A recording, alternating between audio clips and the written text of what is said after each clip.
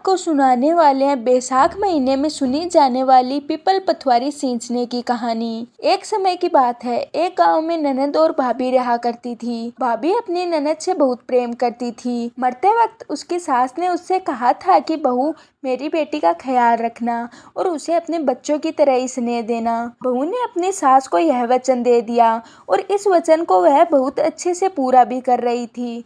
वो अपनी ननद का खूब ख्याल रखती थी और अपनी ननद को हमेशा अपने साथ रखती थी। भाभी की कोई संतान नहीं थी। एक बार वैसाख का महीना आया तो भाभी सुबह उठकर पूजा पाठ करती और पीपल को रोज सींचने जाती। उसके साथ साथ उसकी ननद भी जल चढ़ाने जाती और पीपल के आगे हाथ जोड़कर भाभी कहती कि हे पीपल देवता, कृपा करके आप मुझे एक पुत्र दे दें। ननद भी कहती, हे पीपल देव, जो भाभी मांग रही है वो ही मुझे दे दो। इस प्रकार दोनों रोज पीपल की पूजा करने जाती। इस प्रकार देखते देखते वैसाख का महीना पूरा होने को आया। पीपल देवता ननद भाभी दोनों की पूजा से बहुत ज्यादा प्रसन्न थे। उन्होंने भाभी को तो पुत्र प्राप्ति का वरदान दे दिया, लेकिन ननद के लिए वो सोचने लगे कि इसको मैं पुत्र का वरदान कैसे दूं, क्योंकि अभी तो ये कुंवारी है और इसकी शादी नहीं हुई है। किंतु ननद के बार बार ऐसा वरदान मांगने पर पीपल देवता ने उसे पुत्र रत्न का वरदान दे दिया, जिसके कुछ समय बाद भाभी गर्भवती हो गई और ननद को एक फलक प्राप्त हुआ। जिसके 9 महीने बाद भाभी को एक पुत्र हुआ और ननद को भी फलक से एक पुत्र उत्पन्न हुआ। जब भाभी ने ननद के पास वह बच्चा देखा तो वह बहुत ज्यादा परेशान हो गई। भाभी ने ननद से पूछा कि यह बच्चा किसका है, तो ननद ने भाभी के पूछने पर पीपल देव के वरदान की सारी बात भाभी को बता दी। भाभी को अब कुछ समझ नहीं आ रहा था कि वो अब क्या करे, क्योंकि अगर किसी को भी इस बात का पता चला तो सारे गांव में उसकी बदनामी हो जाएगी।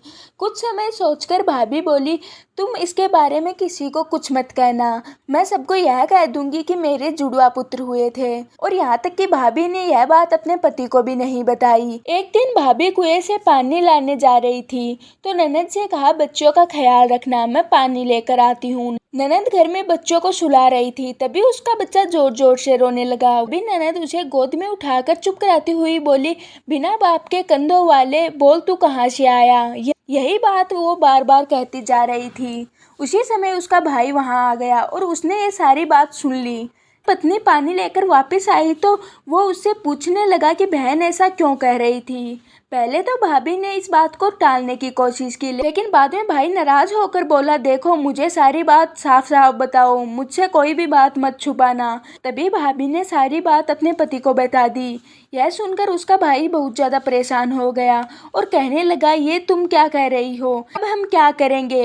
इस बात से मेरी बहन की बहुत ज्यादा बदनामी होगी, उससे कौन शादी करेगा। ऐसा कहकर उदास मन से वो उस बच्चे को लेकर पीपल देव के पास गया और बोला, हे पीपल देव, आपने ये क्या किया। मेरी बहन तो नादान थी, लेकिन आप तो सब कुछ जानते थे, फिर आपने ऐसा क्यों किया। आपने ऐसा वरदान मेरी बहन को क्यों दिया। अब यह बच्चा आप ही संभालिए। ऐसा कहकर भाई ने बच्चे को पीपल के चबूतरे के पास छोड़ दिया। भाई के जाने के बाद पीपल का पेड़ 2 हिस्सों में बंट गया और वह बच्चा पीपल के पेड़ में समा गया। जिसके बाद पीपल के चबूतरे पर दरार पड़ गई। धीरे धीरे समय बीतता गया। एक बार भाई भाभी ने अपने घर में हवन करवाने की सोची। सभी गांव वालों को बुलवाया, पंडित को हवन के लिए बुलवाया। पंडित ने हवन करना शुरू किया, लेकिन हवन में अग्नि प्रज्वलित नहीं हो रही थी। उन्होंने खूब घी डाला, लेकिन फिर भी अग्नि नहीं जल रही थी। उनके खूब प्रयास करने पर भी जब हवन में अग्नि नहीं जली तो लोग चिंतित हो गए। तभी कुछ बड़े बुजुर्ग बोले, कहीं ऐसा तो नहीं कि तुमने कुछ महान व्यक्ति, बहन, भतीजे या फिर अपने करीबियों को नहीं बुलाया हो। तो भाई बोला, नहीं, मैंने तो किसी को नहीं छोड़ा, मैंने तो सबको बुलाया है, मैं किसी को नहीं भूला। भाई के ऐसे बोलने पर पंडित ने फिर से प्रयास किया, लेकिन फिर से अग्नि प्रज्वलित नहीं हुई। तभी पास ही के आश्रम में सभी वेदों के ज्ञाता एक महान संत को बुलाया और उन्हें सारी बात बताई। तभी उन संत जी ने अंतर्ध्यान किया और बोले, तुमने अपने भांजे को नहीं बुलाया, इसलिए हवन की अग्नि प्रज्वलित नहीं हो रही थी। तभी भाई बोला, मेरे तो कोई भांजा ही नहीं है। अब महात्मा बोले, वही भांजा जिसे तुम पीपल को सौंपाए थे। तब भाई ने सारी बात गांव वालों को बता दी। इस पर गांव वालों ने कहा, इसमें तुम्हें शर्मिंदा होने की जरूरत नहीं है, ये तो पीपल देव का आशीर्वाद है। तभी सभी गांव वाले पूरी तैयारी के साथ पीपल के पेड़ के पास गए और प्रार्थना करने लगे। तभी पीपल का पेड़ फिर से दो टुकड़ों में बंट गया और वो बच्चा बाहर आया। सभी लोग बच्चे को घर ले आए और हवन शुरू किया और इस बार अग्नि प्रज्वलित हो गई, जिसके बाद ये मान्यता मानी जाने लगी कि पीपल के पेड़ को सींचने से निसंतान को संतान, निर्धन को धन, कुंवारों को अच्छा वर और बुजुर्गों को बैकुंठ का वास मिलता है। तो ये थी बैसाख में पीपल को सींचने की कहानी। मैं आशा करती हूँ कि आपको ये वीडियो पसंद आई होगी। अब हम मिलते हैं किसी और वीडियो के साथ।